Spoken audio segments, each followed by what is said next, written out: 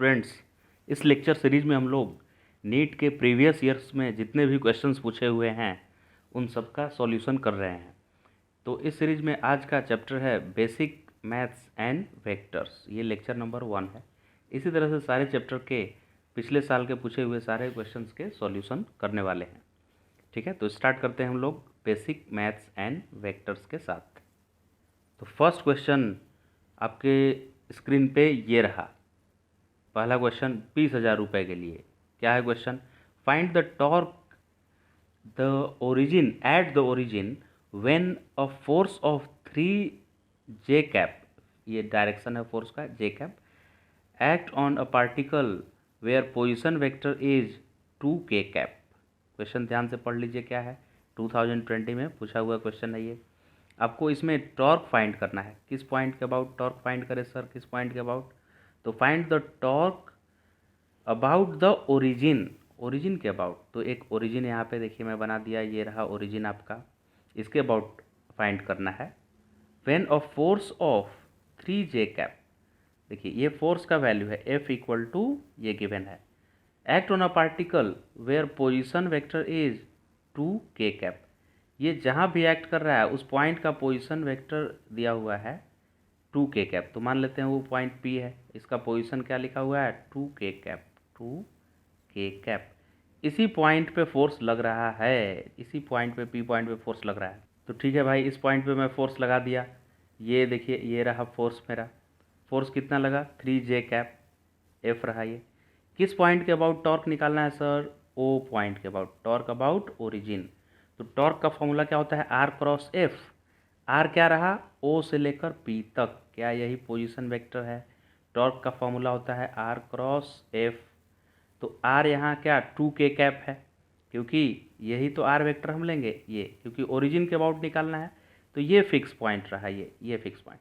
तो position vector हो गया आर, जो कि 2 के कैप रहा, cross F, F 3 J cap दिया है, 3 जे कैप। 2 के कैप क्रॉस 3 जे कैप कितना होगा? याद कीजिए, 2 के cap cross 3 J cap, 2 into 3 6। और के क्रॉस जे कैसे निकालें सर? इसके लिए सर्कल याद रखिए, रूल, एक सर्कल बना लीजिए ऐसे, और इस पे एंटी क्लॉकवाइज ऑर्डर में लिख दीजिए आप आई जे एंड के, एंटी क्लॉकवाइज ऑर्डर में। अब अगर इसी ऑर्डर में आप चलेंगे, एंटी क्लॉकवाइज ऑर्डर में चलेंगे, तो पॉजिटिव होगा, पॉजिटिव वैल्यू मिलेगा। पॉजिटिव वैल्यू मतलब कि अगर आप आई क्रॉस जे करें, इसी ऑर्डर में चलना है, देखिए आई क्रॉस जे, तो प्लस के मिलेगा। लेकिन उल्टे ऑर्डर में चले, ऐसे जे क्रॉस आई करना पड़ा, तो जैसा एरो दिया हुआ है उसका उल्टा चले तो माइनस के लिखना पड़ेगा।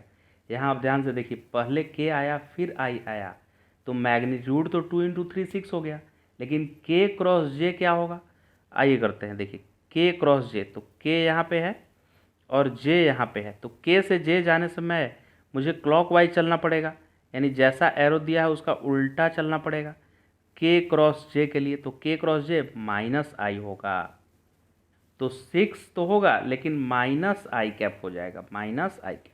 के क्रॉस जे क्या आएगा? माइनस आई कैप। तो करेक्ट ऑप्शन क्या हो गया? थर्ड। रूल क्या सीखे इस क्वेश्चन में? Moral of the story is, ऐसे क्रॉस प्रोडक्ट आएगा तो सर्कल बना लेना है, उस पर लिख देना है आई कैप, जे कैप, के कैप। क्रॉस प्रोडक्ट अगर पूछेगा तो अगर इसी ऑर्डर में चले हम, जैसा यहाँ पे एरो लिया हुआ है, मतलब आई क्रॉस जे बोलेगा तो प्लस के आएगा, लेकिन उल्टा ऑर्डर में चले अगर, जे क्रॉस आई चलना पड़ेगा तो माइनस के आंसर आएगा उसका। वैसे ही के क्रॉस आई चले, इसी ऑर्डर में चले के क्रॉस आई तो प्लस जे होगा, लेकिन आई क्रॉस के कर दिए, ऐसे उल्टा चलेंगे, आई क्रॉस के किए तो माइनस जे आएगा। पूरा क्वेश्चन वापस स्क्रीन पे मैं ले आया हूँ, इसका थर्ड ऑप्शन करेक्ट हो गया है। अगला क्वेश्चन नीट 2019 से आप ये 40,000 रुपये के लिए ये रहा आपके स्क्रीन पे। A particle moving with velocity v is acted by 3 forces as shown in figure, vector triangle P Q are.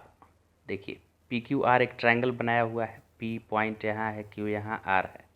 अब ये 3 फोर्सेज यहाँ पे दिए हुए हैं जो कि एक ही पार्टिकल पे लग रहे हैं। ये तीनों फोर्स कौन कौन से फोर्स? तो एक फोर्स देखिए आर से पी की तरफ एरो का हेड देखिए, तो ऐसा वाला फोर्स एक है। दूसरा क्यू से आर की तरफ है, ऐसा है, एरो का हेड देख के पता चल रहा है। तीसरा फोर्स P से Q की तरफ है, देखिए एरो का हेड इधर है।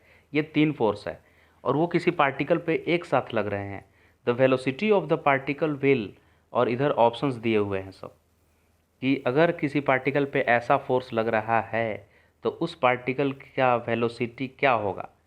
चेंज होगा velocity according to smallest force Q R, कि उसका वेलोसिटी बढ़ने लगेगा कि घटने लगेगा कि रिमेन कांस्टेंट रहेगा। तो यहाँ पे फोर्सेस का नेमिंग मैं कर ले रहा हूँ। P से Q तक जो फोर्स लग रहा है उसका नाम F1 मैंने लिया, फिर Q से Q से R की तरफ F2 नाम दे दिया और R से P की तरफ F3 नाम दे दिया। ठीक है, तीनों फोर्स का। तो क्या इन तीनों फोर्स का सम जीरो है, यस और नो? जल्दी से बता दीजिए, तीनों फोर्स का सम जीरो है क्या? ट्रायंगल रूल से देखते हैं। ये ट्रायंगल का हेड और एक के हेड के ऊपर दूसरे वेक्टर का टेल है ऐसे, तो इन दोनों का रिजल्टेंट मतलब F2 और F3 का रिजल्टेंट ऐसे होगा। उल्टे ऑर्डर में लेते हैं, पहले वेक्टर के टेल से और दूसरे वेक्टर के हेड तक, ये दोनों का रिजल्टेंट हो गया F2 और F3 का। और F1 क्या है, इसका उल्टा है, इधर देखिए F1 आया है, यानी ये इसके रिजल्टेंट को कैंसिल कर देगा। यानी कि ऐसे भी आप सोच सकते हैं कि ये तीनों वेक्टर का सम ज़ीरो आने वाला है। क्यों आने वाला है? क्योंकि ये जहाँ से शुरू किया है वहीं एंड कर दिया है। तो अगर इसको यहाँ से शुरू कराएं हम, यहाँ पे हेड है, फिर इसके हेड पे दूसरे का टेल है, फिर ये तीसरे वेक्टर का यहाँ पे आ गया है टेल, तो ये क्लोज लूप फॉर्म कर रहा है। तीनों वेक्टर क्या फॉर्म कर रहा है? Close loop. तो तीनों वेक्टर का सम क्या लिख दूंगा मैं? ज़ीरो। एक और रूल है जानने का, देखिए अगर Q पॉइंट से आप चलना शुरू कीजिए तो Q से R तक आप चले ऐसे डिस्प्लेसमेंट, फिर R से P की तरफ गए और वापस Q से देखिए ये P से वापस Q पे आ गए, तो जहाँ से शुरू किए वहीं आ गए कि नहीं वापस, तो डिस्प्लेसमेंट क्या हुआ? ज़ीरो हुआ। तो वैसे ही तीन वेक्टर अगर जहाँ से तीन या चार पाँच भी जहाँ से स्टार्ट किया घूम फिर के वहीं पे आ गया तो उसका रिजल्टेंट ज़ीरो होता है। तो यहाँ तीनों का रिजल्टेंट ज़ीरो है और फोर्स ही ज़ीरो हो गया, तो मास इंटू एक्सेलरेशन में एक्सेलरेशन भी क्या आ जाएगा? ज़ीरो, क्योंकि मास डिवाइड होगा इधर आके। तो एक्सेलरेशन ज़ीरो का मतलब क्या होता है? Velocity constant. तो सही ऑप्शन क्या हो गया? फोर्थ वन, डी ऑप्शन बिल्कुल सही हो गया। आप जीत गए हैं 40,000 रुपये। आइए थर्ड क्वेश्चन स्टार्ट करते हैं। नेक्स्ट क्वेश्चन है नीट 2016 का। अगला क्वेश्चन 60,000 रुपये के लिए आपके स्क्रीन पे ये रहा। If the magnitude of sum of two vectors is equal to the magnitude of difference of the two vectors, the angle between these vectors is, दो वेक्टर का सम का मैग्नीट्यूड वही है जो दोनों वेक्टर के डिफरेंस का मैग्नीट्यूड है, तो उन दोनों वेक्टर के बीच क्या एंगल है? तो मैग्नीट्यूड ऑफ सम को मैंने इक्वल कर दिया मैग्नीट्यूड ऑफ डिफरेंस के। सम का फॉर्मूला होता है A square plus B square plus 2ab cos theta, difference का A square plus B square minus 2ab cos theta. Root से रूट दोनों साइड कैंसिल, ए स्क्वायर से ए स्क्वायर, बी स्क्वायर से B square cancel, minus 2ab इधर आके 4ab cos theta हो गया। इससे कॉस थीटा ज़ीरो आया, यानी थीटा इक्वल टू 90 डिग्री। तो फोर्थ ऑप्शन सही जवाब रहा इस क्वेश्चन का। अगला क्वेश्चन है री AIPMT 2015 से, ये रहा आपका क्वेश्चन स्क्रीन पे। If vectors A equal to cos omega T I cap plus sine omega T J cap and B vector equal to cos omega T by two I cap plus sine omega T by two J cap. ठीक है भाई, ऐसे दो vector दिया है। ठीक है, ए vector कुछ तो है ऐसा, यहाँ तलक ए वेक्टर है और यहाँ तलक है बी वेक्टर। क्या करना है भाई इसमें? R function of time. अच्छा, ये टाइम का फंक्शन है, ठीक है। Then the value of T at which they are orthogonal to each other, मतलब टी का ऐसा क्या वैल्यू रख दें कि ए और बी ऑर्थोगोनल मतलब परपेंडिकुलर, ऑर्थोगोनल मतलब परपेंडिकुलर, मतलब ए और बी के बीच 90 डिग्री एंगल हो जाए। ऐसा टी का क्या वैल्यू मैं रखूं कि ये दोनों वेक्टर आपस में 90 डिग्री पे हो जाएं। तो दो वेक्टर 90 डिग्री में कब होता है? जब दोनों का डॉट प्रोडक्ट ज़ीरो होता है, राइट। क्योंकि डॉट प्रोडक्ट में होता है ए बी कॉस थीटा, और कॉस थीटा में अगर थीटा 90 हो जाए तो कॉस 90 की वैल्यू ज़ीरो होती है।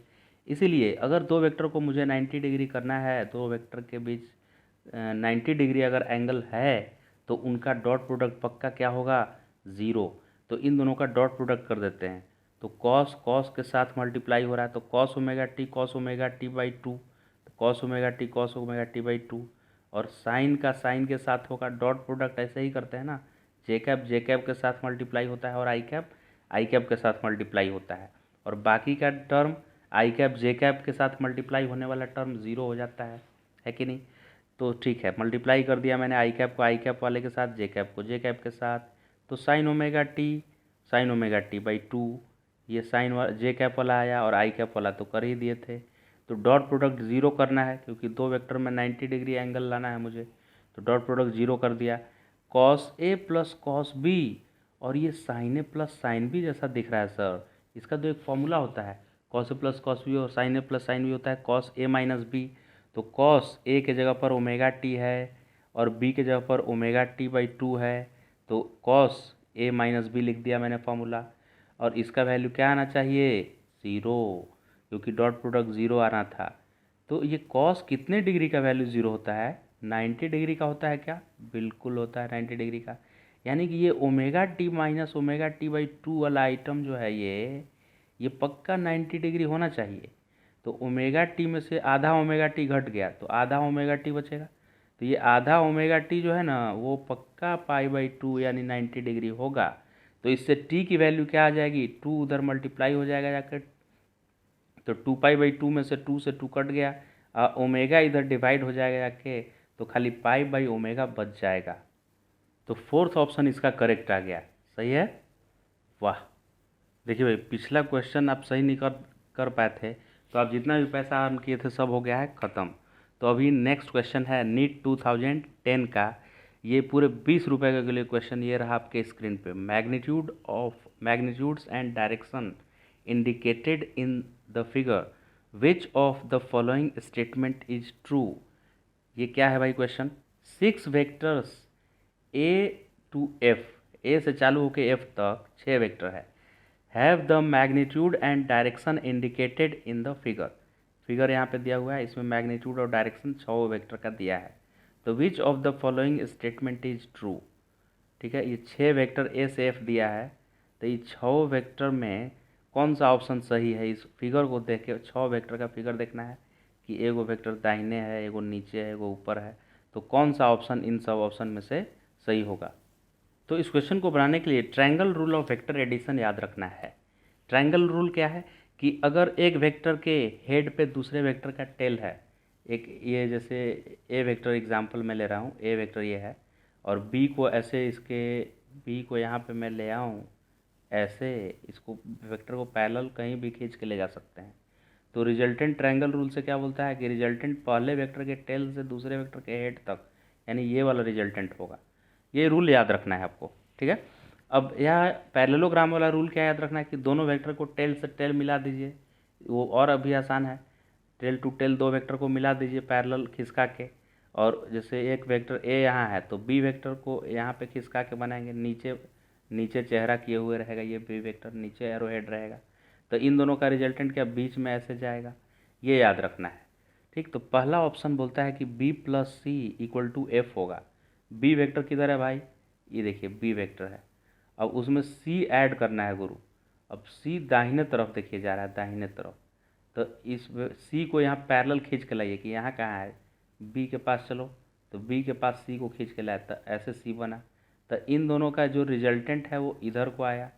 अब इधर को एफ है क्या, नहीं है, एफ तो उसका उल्टा है, देखिए इधर है एफ, ऊपर की तरफ है एफ, जबकि ये इधर नीचे की तरफ बोल रहा है, ठीक है। तो ये रॉन्ग हो गया, पहला हो गया रॉन्ग हो गया भैया। दूसरा बोलता है कि डी प्लस सी एफ होगा क्या, डी किधर है ढूंढिए, ये देखिए डी वेक्टर आपका है और उसमें क्या जोड़ना है, सी वेक्टर, तो डी जाए ना उसका टेल पे सी वेक्टर को खींच के लाइए, ये देखिए सी था, इसको पकड़ के लाइए चलो यहाँ, और इसका हेड उधरे रखना है, माने राइट साइड में रखना है, तो राइट साइड हेड रखते हुए ऐसे खींच के ले आया सी को यहाँ, तो इन दोनों का रिजल्टेंट किधर को आया, इधर आया फर्स्ट क्वाड्रेंट जैसा। जबकि ये बोल रहा है कि नहीं, इन दोनों को जो ऐड करेंगे ना वो एफ होगा, एफ, तो इधर एफ थोड़ा ही है, यहाँ एफ से कंपेयर कीजिए इसको, एफ तो उधर भाग रहा है, उधर भाग रहा है, जबकि ये बोल रहा है कि नहीं इधर होगा रिजल्टेंट, तो बी भी गया काम से। सी क्या बोलता है कि डी प्लस ई को जोड़ के दिखाइए, तो डी तो ठीक है ऊपर की तरफ है, और ई किधर है, इधर देखिए लेफ्ट में है, तो इसको पकड़ के लाए कि चलो अब टेल टू टेल मिलाओ दोनों अपना अपना, तो डी यहाँ पे है और ई लेफ्ट में जा रहा था तो ई लेफ्ट में ऐसे ऐसे कर दिए ई। अब डी और ई का रिजल्टेंट उधर की तरफ यानी सेकेंड क्वाड्रेंट की तरफ ऐसे आ रहा है और ये एफ से मैच कर गया है। देखिए एफ भी उधर ही जा रहा था, उधर ही जा रहा है, देखिए है ना। तो एफ उधर ही जा रहा है, इसलिए सी ऑप्शन करेक्ट हो गया। सर जी डी भी चेक कर दीजिए, डी क्यों रॉन्ग हुआ। तो डी में किसको किसको ऐड करना है, बी और ई को। तो बी किधर है भाई, नीचे देखिए आ रहा है, बी नीचे की तरफ किए हुए है फेस अपना यानी एरो हेड, और उसमें ई ऐड करना है। ई किधर है भैया, ई ये देखिए ई है लेफ्ट की तरफ, तो दोनों का टेल मिलाइए, इसके टेल से ई का टेल मिला दिए ई। तो इसका रिजल्टेंट इधर थर्ड क्वाड्रेंट में जा रहा है, और जबकि ये बोल रहा है कि इसका रिजल्टेंट एफ होगा।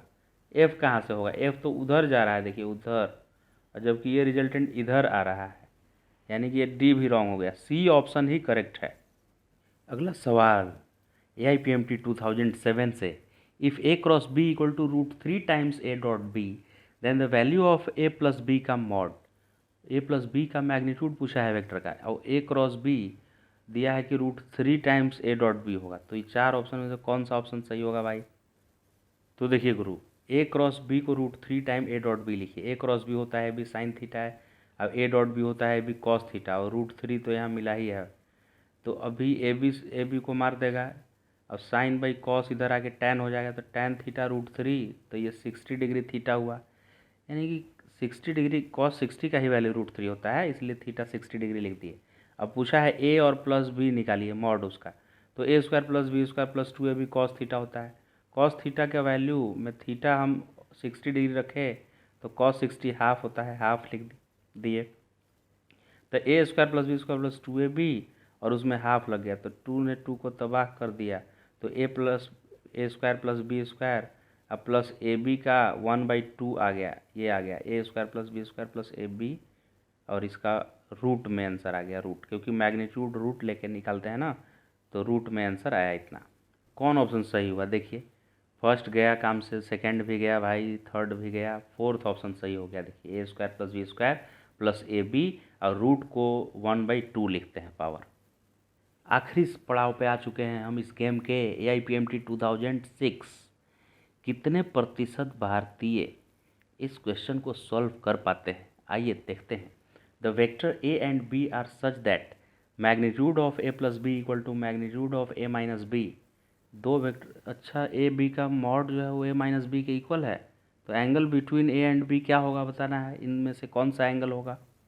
तो ये ए प्लस बी और ए माइनस बी को मैं इक्वल लिख दिया, क्योंकि इन्होंने बोला था इक्वल लिखना है ए प्लस बी को ए माइनस बी से।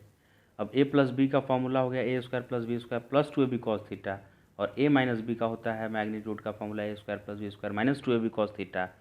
अब रूट से रूट दोनों साइड में तबाह हो गया और अंदर वाला बच गया, तो ए स्क्वायर ने ए स्क्वायर को खा गया, बी स्क्वायर को खा गया, आई माइनस 2ab इधर आके प्लस हो गया, तो 4ab कॉस थीटा 0 आया। तो कॉस थीटा की वैल्यू, ये 4ab जो था वो भी डिनोमिनेटर में आ जाएगा, तो कॉस थीटा इक्वल टू क्या आ जाएगा, 0। कितने डिग्री का वैल्यू 0 होता है, 90 डिग्री का, इसका मतलब कि ये थीटा 90 ही है। तो फर्स्ट ऑप्शन इसका करेक्ट आ गया, सही जवाब हो गया फर्स्ट। तो पूरे 1 करोड़ रुपए आज इस गेम में आप जीत गए हैं। आराम से जाइए, मस्ती कीजिए, नेक्स्ट लेक्चर का इंतज़ार कीजिए। सेकेंड लेक्चर आने वाला है बहुत जल्दी, यूनिट डायमेंशंस एंड एरर्स पे बेस्ड। भाई साहब लेक्चर ख़त्म हो गया है, चले जाइए जल्दी से।